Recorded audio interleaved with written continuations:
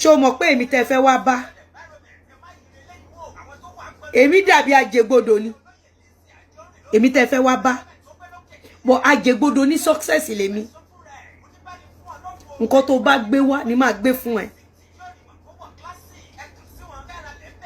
wọ́n ní odidi ọmọ kú ẹ dẹ̀ rí fídíò ibi tí Ìyábọ̀ Òjó tó ti ń pe bàbá Mohbad ní bastard father. ẹ̀yin èèyàn wa Lizzy Anjorin tún ti tú àṣírí Ìyábọ̀ Òjó ó tú àṣírí rẹ̀ pẹ̀lú gbogbo àwọn àgbésùn rẹ̀ gbogbo wọn ni arábìnrin tí a ń pè ní Lizzy Anjorin yìí ó tú àṣírí gbogbo wọn. Ẹ jẹ́ ká gbọ́ nǹkan tí Lizzy Anjorin ní láti sọ fún wa nípa àwọn àṣírí yìí. Gbogbo ìwọ Lizzy Oledumata, you are finished based on Ìyábọ̀ Òjó. Àbí Ìyábọ̀ Òjó ló finish. Tó bá bí ẹ̀dá Ìyábọ̀ Òjó má bọ̀ lẹ́kọ̀ọ́.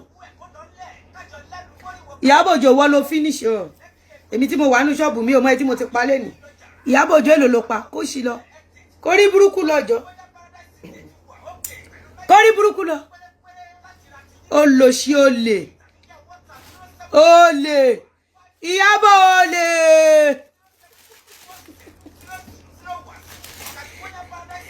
Ó ti ní oríṣiríṣi content lọ́wọ́.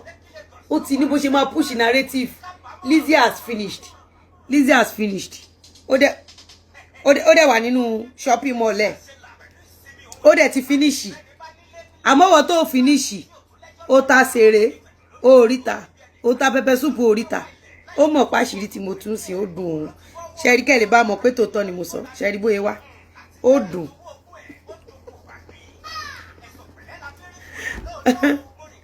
Ó dùn ẹ̀rí pé ó dùn. Ó Ìyábọ̀ ó mọ̀ pé Lizzy ti ká òun. Ẹ máa dúró ẹni tó ti forí gbé pé bíbá nínú yín. Lọ́rọ̀ tẹ́ ẹ̀ mọ́wọ́ tẹ́ ẹ̀ mẹsẹ̀. Èmi mo ṣépè fún yín. Family mi mélòó lẹ́rí kó wá dá sí ọ̀rọ̀ mi. Àwọn ọmọ kéékèèké mélòó tí mo ràn lọ́wọ́ lẹ́rí kí n tì síta. Bí Ìyábọ̀ Òjó ṣe ń tì yín síta. Ẹni mo yẹn tó márùn 500,000 1 2 3 4 5 máa fún yín láǹkárá àǹkárá ńlá lélẹ̀ àǹkárá mélòó láǹkárá ikú ẹyọ kan náà mo ṣàrí owó gan ni o àǹkárá ìwò gan kékèké ẹ wà náà bá wá kékèké ńlá lélẹ̀ náà orí pélé náà dán ni àwọn tó bá ra mẹ́wàá ni mo lè fún lélẹ̀ ẹ wò àwọn tó bá ra mẹ́wàá ni mo lè fún lélẹ̀. Ìyábọ̀ Òjó bóyá máa ń push narrative nìyẹn. Ìyábọ̀ Òjó bóyá máa ń push bẹ́ẹ̀ rí nítorí pé ó fẹ́ gbọ̀kadà. Kí ni mo fẹ́ fàyọ fún yín ni wípé gbogbo yín pátápátá TikTok tẹ́ fi ń jẹun. Èèyàn mélòó ló wá ń fún yín ní gift nsìn? Ìyábọ̀ Òjó ni àjẹgbodò aláburú tó fà yín kúnra.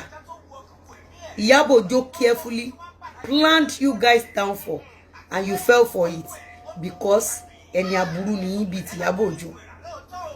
When Ìyábọ̀ Òjó planned downfall for my enemy, I refused. I refused. When Ìyábọ̀ Òjó came to destroy me, I refused to destroy myself. I refuse to destroy myself. Kini yìí tẹ finish. Ṣó tún ti ń lọ ni wọ́n block mi. Ẹ gbà mí ó tẹ finish. Ṣé ẹ rí mi ṣá ẹ̀yin ọmọ Ọlọ́run? Ṣé ṣe rí mi? Ẹ ṣé. Ṣé rí nǹkan tí Ìyábọ̀ Òjó bá fi ṣe bẹ́ẹ̀tì fún mi? Kini Ìjẹ̀ṣà yẹn ni. Ìyábọ̀ Òjó is right now depressed. She's not earning any money. She's not making money. And no more donation. Nígbà tí Dorcas ń fi Ìyábọ̀ Òjó gba donation. Ẹ wo bó ṣe ń rẹ́rìn níbẹ̀ ní 8 days ago. Dorcas pin account ó ń gba donation fún Ìyábọ̀ Òjó. Ìyábọ̀ Òjó dẹ̀ ń rẹ́rìn níbẹ̀. Until ìgbà tí mo expose Ìyábọ̀ Òjó. Ó ṣẹ̀ṣẹ̀ wá sọ lọ́jọ́ kejì pé kàn má dáwó fóun mọ́. But yìí tán dá very day tó lọ rẹ́rìn bẹ̀. Ẹjọ́ pin àbẹ́ ẹ̀ pin. Ìyábọ̀ Òjó wá ń push narrative lójoojúmọ́ ìkọ̀kọ̀ ò wá tà nínú ẹ̀ ìkọ̀kọ̀ ò tà ọmọ òun lóyún ọmọ òun bímọ òun ti kú o kò tiẹ̀ sẹ́ni tó dá lóhùn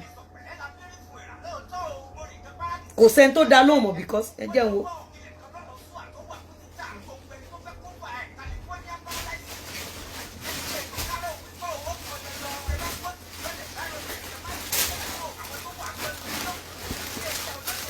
ṣe gé apá ilé ìkù ni no yẹn kọ́ pọ́pù yẹn slim fit àbí jẹun wo jẹun apá ni mò ń sọ apá ok ẹ fi kún àbí oh good o ṣe good ṣé ká fi kíní sọ ọwọ́ ẹ̀ ṣé ká fi rọ́bà sọ ọwọ́ ẹ̀ kó pọ́fù abó ti wà pa bẹ́ẹ̀ ìwọ wò kí wò.